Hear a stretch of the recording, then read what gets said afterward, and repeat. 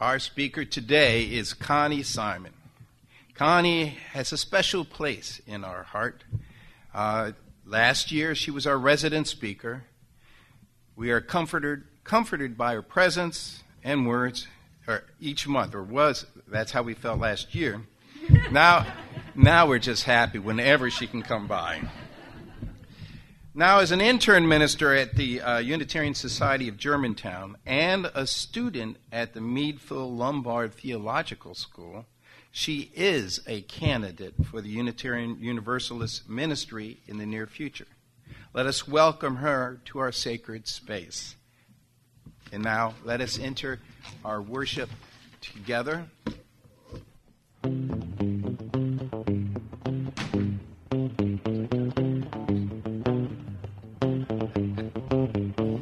Rejoice and come in.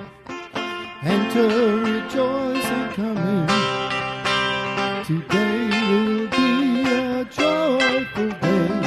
Enter, rejoice and come in. Open your ears to the song. Open your ears to the song. Today will be a joyful day. Open your hearts, everyone. Open your hearts, everyone. Today will be a joyful day. Enter, rejoice, and come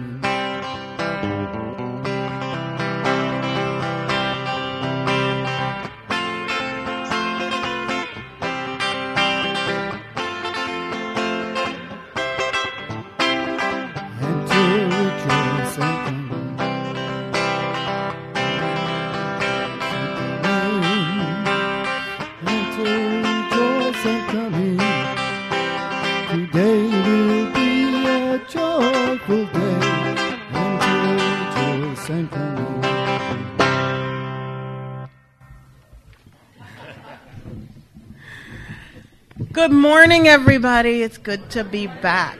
I've missed you. So today I get to be here for flower communion. Yay. So I'll ask that the children bring the flowers to the front. There's some flowers for us.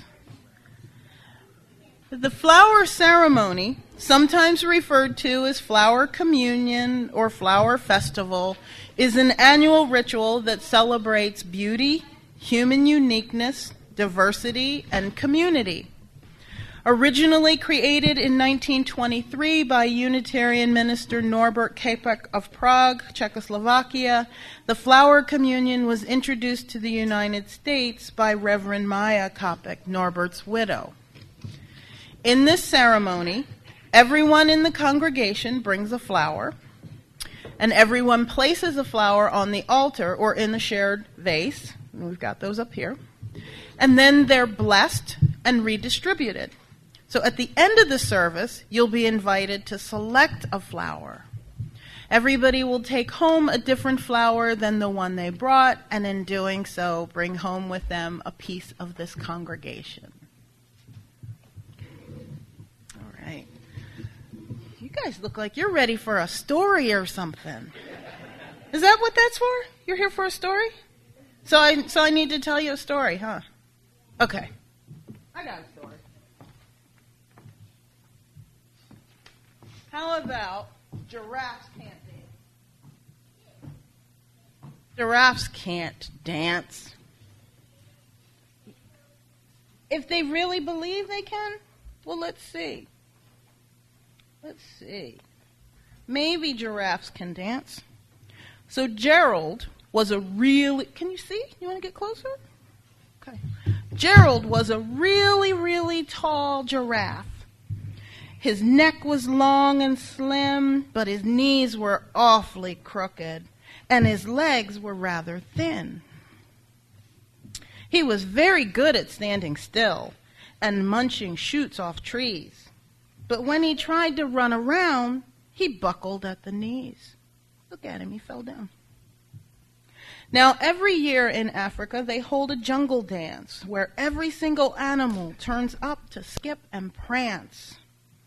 And this year, when the day arrived, poor Gerald felt so sad because when it came to dancing, he was really, really bad. The warthogs started waltzing, the rhinos rocked and rolled, the lions danced a tango that was elegant and bold. The chimps all did a cha-cha with a very Latin feel, and 8 baboons then teamed up for a splendid Scottish reel. Gerald swallowed bravely as he walked toward the floor, but the lions saw him coming, and they soon began to roar. "Hey, look at clumsy Gerald," the lions and the animals all sneered.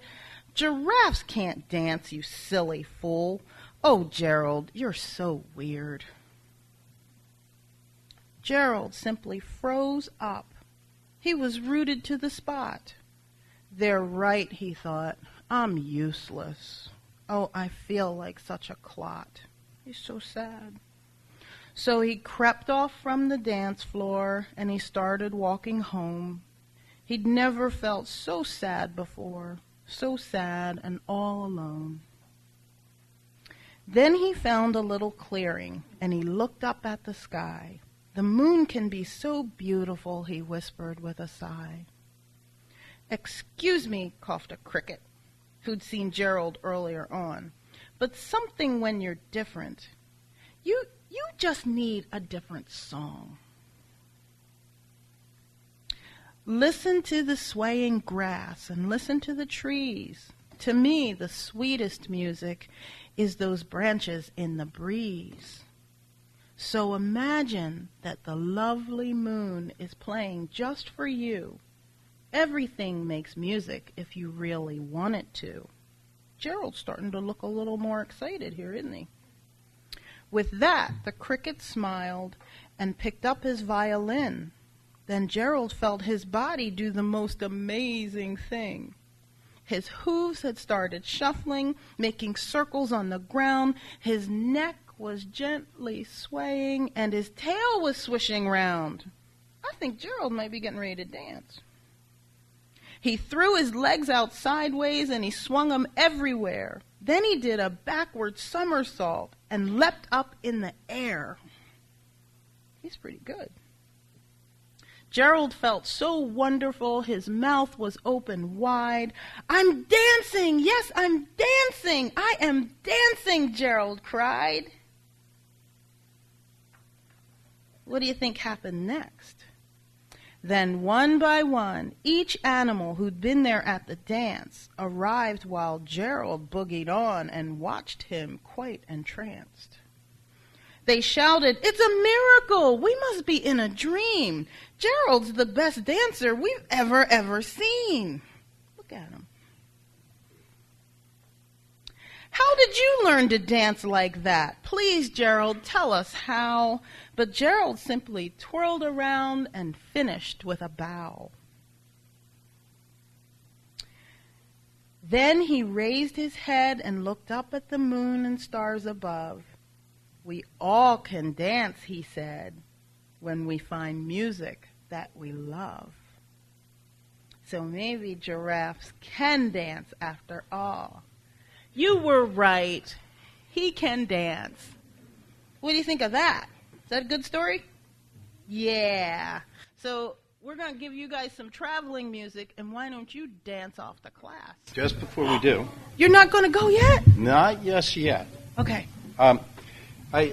Before we go, usually this goes in joys and concerns, but since you guys generally go at this point, I just wanted to talk a little bit about yesterday. Yesterday we did a wonderful parade in New Hope. It's called the Pride Parade, and it's a celebrate welcoming people of all different types.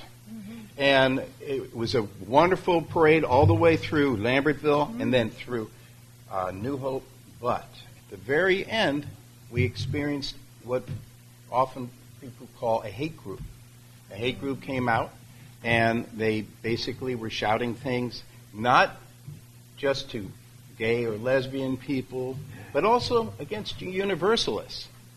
And I want to say that we, as a congregation, and other Unitarian Universalist congregations that were with us, handled it extremely well. We kept moving, we were happy, we were loving, and that was the whole spirit of it, how loving we were. Now, how were you guys doing it? Are you guys all right? I mean, there were a few of you that were there. Who was there yesterday? We were. Okay. And are you okay with that? Was it scary? Yeah. Oh. Really? Right. They were very nasty. Yeah, that's weren't not they? good. Oh. They were very descriptive. They were nasty. And they certainly weren't what we would call Christians or followers of Jesus. They weren't very nice at all. So I guess if you need to discuss this later on, please do so. Okay? Okay. All right.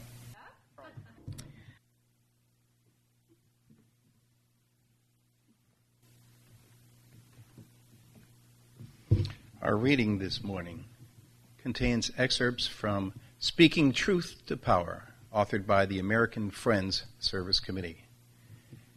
Is there a method for dealing with conflict which does not involve us in the betrayal of our own beliefs, either through acquiescence to our opponent's will or through resorting to evil means to resist them?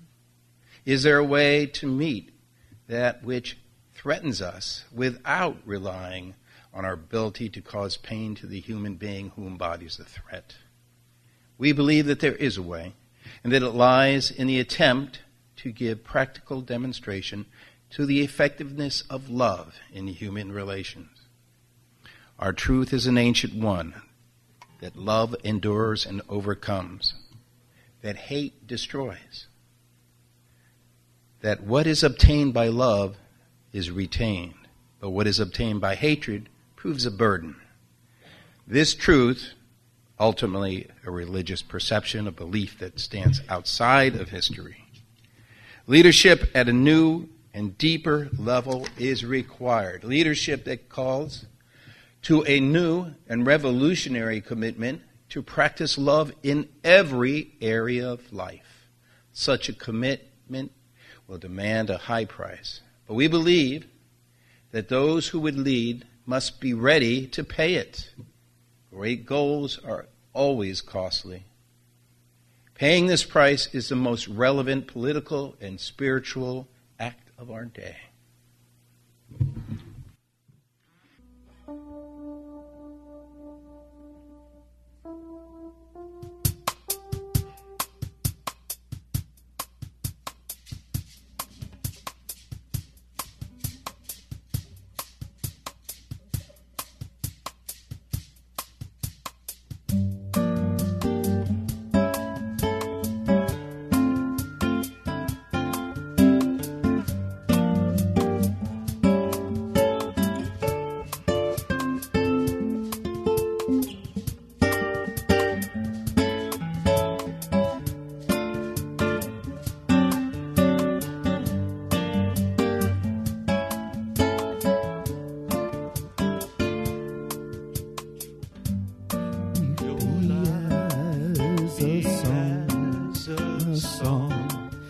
Resounding to the dawn, to sing awake the light and softly serenade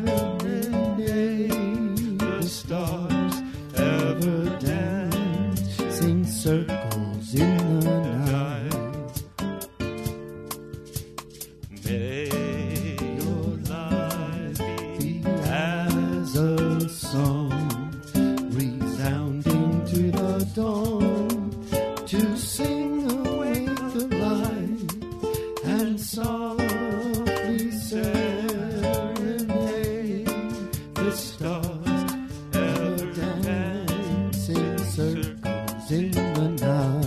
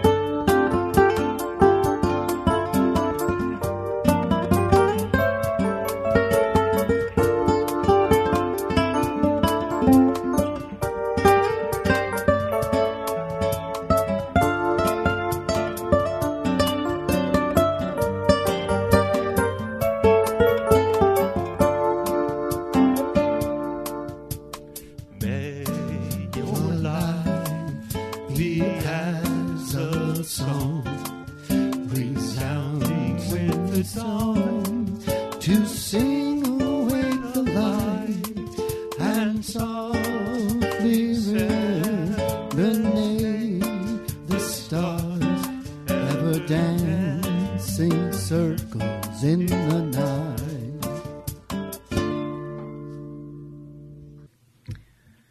Come to the edge. We might fall. Come to the edge. It's too high. Come to the edge. And they came. And he pushed. And they flew. A simple little poem by Christopher Logue. It's one of my favorites. But there's a lot packed into those few lines. We might fall. It's too high. Yes, it can be scary at the edge. It can make us feel fearful and afraid. Fear is that sinking feeling we get when we think something bad is going to happen, when we perceive danger. Fear makes us sweat, makes our heart race, makes our stomach turn. Fear can give us goosebumps or make the hair stand up on the back of our neck. And anyone who's ever been afraid knows that fear is real. And as much as we don't like it, fear is a human emotion.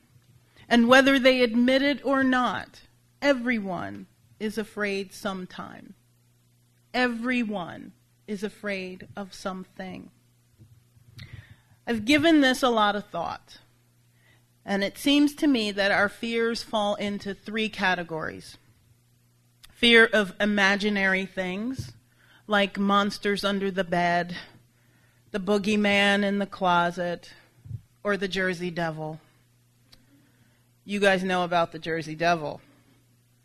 It's a creature that supposedly roamed the Pine Barrens of New Jersey for the last 250 years, for those of you who don't know. And according to my brother, occasionally traveled to Oxford, Pennsylvania in the late 60s to eat 5-year-old girls. Sometimes our fears are very real things, very specific things. Needles, dentists, flying. They're really real and concrete things. Sometimes it's like snakes and mice and hairy centipedes. Sometimes our fears are of conditions, fear of death, fear of chaos, or even just fear of the unknown. It's okay to have fears and to be afraid. The issue is how you react to your fears. The person with a fear of flying can take the train or take a bus or drive. Or maybe take a sedative before flying or going to the dentist. It's inconvenient, but it's possible to avoid that thing you fear and still live a relatively normal life. But other times, your fear can paralyze you. I grew up out in the country in a big old drafty house surrounded by trees. And for some reason, hairy centipedes like to wait until just after I went to bed and then position themselves on the ceiling in the corner of my bedroom right by the door. And I swear I had centipede radar. It was as if I could sense their presence, even in a dead sleep. I'd scream and then try to sneak out of the room so the centipede wouldn't get me. And so that it didn't move, because I certainly didn't want to see those hairy legs moving. And I'd park myself in my parents' room or my brother's room and demand that someone go kill the centipede. And I'd refuse to go back into my room until I saw the offender's body flush down the toilet. And I wasn't much better with the fear of snakes. One day I was outside in the backyard of my house in Colorado when I saw a snake. I promptly went inside and closed the door and never went in the backyard again for the rest of the time I lived in that house. And mice, I saw two mice, two of them, in my house in West Philadelphia. I moved. Yes, fear can be absolutely paralyzing. And I don't mean to make light of it. My niece and nephews saw their strong, capable Aunt Connie reduced to tears at the sight of these tiny little mice. I refused to be alone in my own home and spent time, nights and nights, at each of their houses until I found a new place to live. I know that my fear is irrational and that it rises to the level of a phobia, and it affects my life in a negative way. So much so that I've gotten to the point where now I can kill a centipede because I know that on the scale of things, mice are at the top. So when we live in fear, we isolate ourselves from our community and from the rest of the world. When we live in fear, we're really not living at all. And many of us are living in fear today. Not necessarily fear of snakes or mice or fear of flying, but something much deeper, something harder to run from. We fear using our own power. This shows up in our lives in several ways. It shows up when we hold ourselves back from doing or saying something. You're at a poetry slam with your friend and you get called up to the mic to perform. You're too afraid. Your friend gets up, performs your poem, and gets rave reviews. Or you get the flash of an idea, but you either ignore it or talk yourself out of it. Later, you realize you lost out. An opportunity passed you by, and you're left with nothing but regret, wondering, why didn't I do that thing?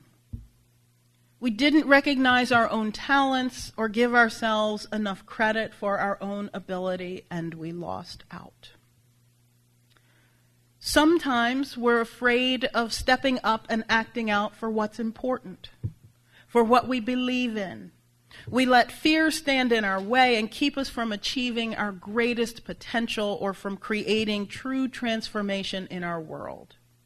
We're afraid of rocking the boat, afraid of not getting it right, afraid, like Gerald, that people will laugh at us, afraid we'll be rejected or ostracized or lose respect in the community. So we sit. And in our minds, we think we're safe. We think we're staying in our comfort zone. What we're really doing is playing small, as the saying goes. It's nothing to be ashamed of, and at one point or another we've all done it. But it's only a short hop from playing small to not playing at all, to becoming stagnant, to becoming stuck. Our Unitarian ancestor Elizabeth Cady Stanton said, "The moment we begin to fear the opinions of others and hesitate to tell the truth that is in us, and for motives of policy are silent when we should speak, the divine floods of light and life no longer flow into our souls." Are you afraid of using your own power? Are you afraid of hearing yourself roar? Are you afraid of what you could do? Marianne Williamson says, "Our deepest fear is not that we are inadequate. Our deepest fear is that we are powerful beyond measure. It is our light, not our darkness, that most frightens us. We ask ourselves, who am I to be brilliant, gorgeous, talented, fabulous? Actually, who are you not to be?" Everybody is scared of something, but fear doesn't have to stop us, as blogger Lisa Burgess writes. Being afraid doesn't mean we have to be quiet or sit down or do nothing. Scared doesn't mean don't. Scared doesn't mean weak. Scared doesn't mean stop. Scared just means human. So step into the light, face your fear, and claim your power for personal growth. Do that thing you've been afraid to do. Move to a new city. Try skydiving. Go back to school when you're in your 50s and start a whole new career. Claim your power for social justice. March if you've never marched before. Stand up to a hate group if you never have before. Get involved with an issue that moves you. Organize a protest. Speak at a rally. Write letters to the editor. Contact your state senator. Do the thing that scares you. Someone once asked Rosa Parks if she was scared when she refused to give up her seat on that bus in Montgomery. And she said, yes, I was frightened, but I figured we needed help to get us more jobs and better education. So I've been talking about personal power, and by that I mean your inner wisdom. That combination of faith and determination and will that exists within each of us. But we also hear the expression, speak truth to power, a lot these days. So what kind of power do you think that is? I thought the expression, speak truth to power, was relatively new. I assumed it had come out of the anti-oppression work of the last 10 to 20 years. It was the title of a book by human rights activist Carrie Kennedy Cuomo, but written back in 2003. But really, it's the title of a 1955 anti-violence, anti-war publication by the American Friends Service Committee. And it says the phrase comes from a charge to 18th century friends. So it's not new at all. But what does it mean?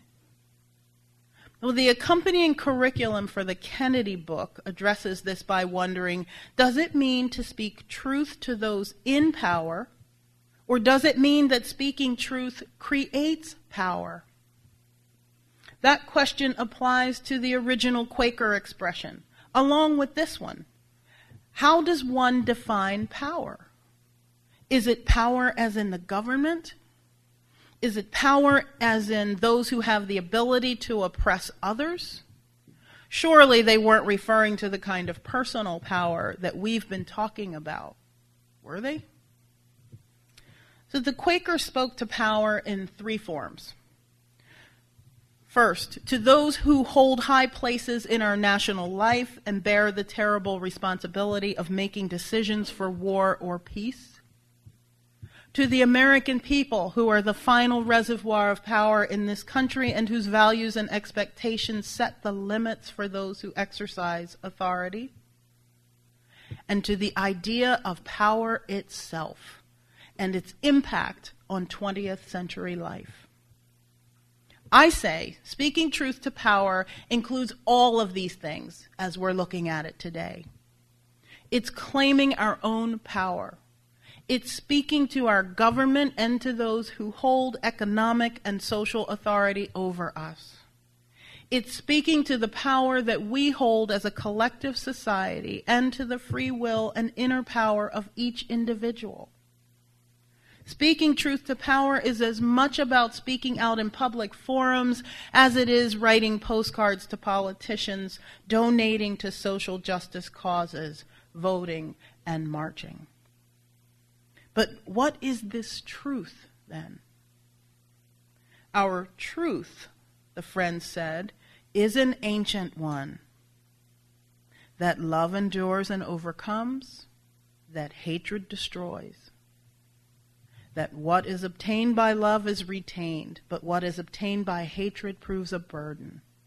This truth is ultimately a religious perception, a belief that stands outside of history. That bears repeating from our reading this morning because it's so important. Speaking truth to power means using love to stamp out the iniquities that exist in society.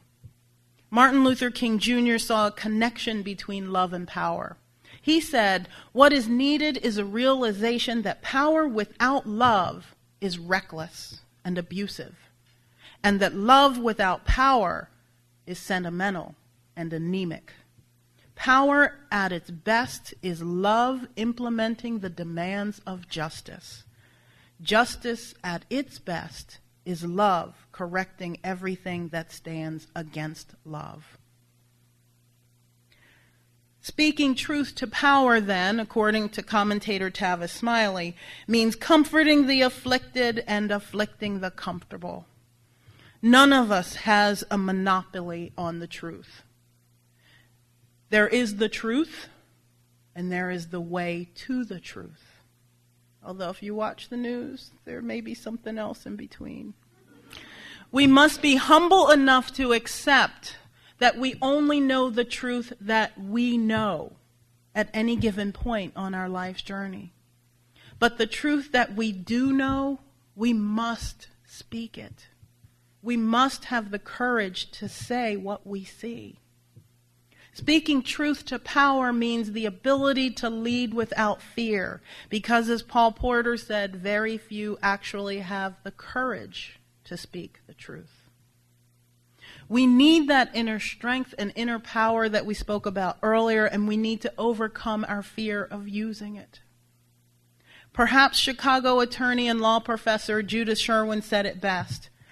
The trick about speaking truth to power is to do it from your inner conviction of moral truth and not for a desire for approbation, and not to be deterred by condemnation either, and to let your sense of the rightness of things overcome the fear of not speaking.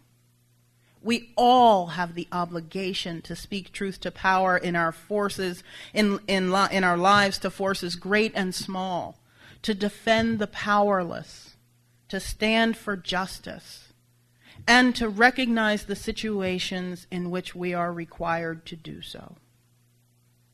Everyone has the ability to speak truth to power because we all have the ability to love. Everybody's scared of something. But don't let that fear stop you from doing what's right. Let's not allow it to keep us from speaking truth to power. In the words of Rabindranath Tagore, let me not pray to be sheltered from dangers, but to be fearless in facing them. Let me overcome my fears so I can come to the edge and fly. May it be so. Now let's cement our intention by doing together a responsive reading adapted by Christian de la Huerta. It's in your order of service. Please read the words in italics. We must shine. This is the goal toward which we stretch.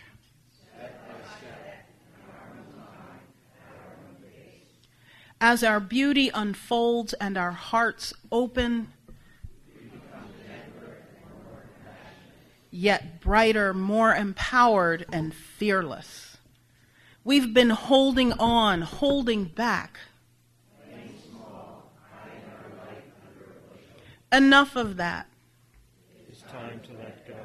We are needed now, all of us. All of us together. All those who feel a calling to be who we are to the fullest, make a difference, to give it all we got.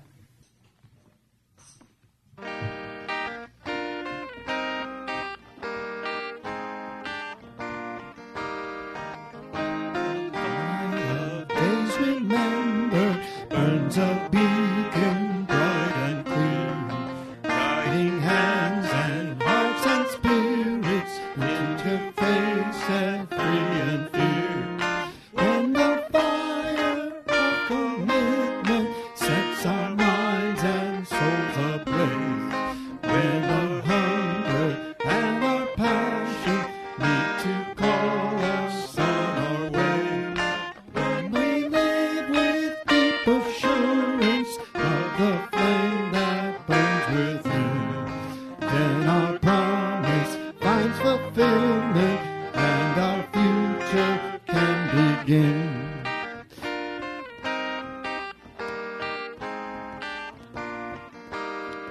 From the stories of the living rings a song both brave and free.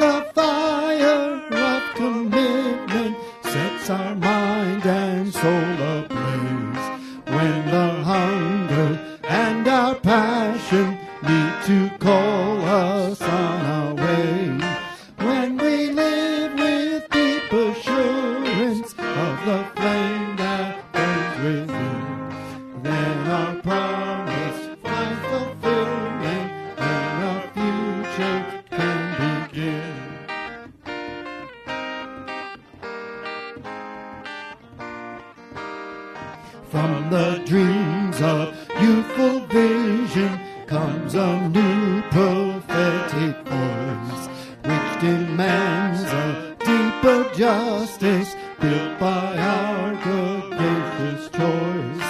When the fire of commitment sets our minds and souls ablaze, when our hunger and our passion need to call us on our way, when we live with deep assurance of the flame that burns within, then our pride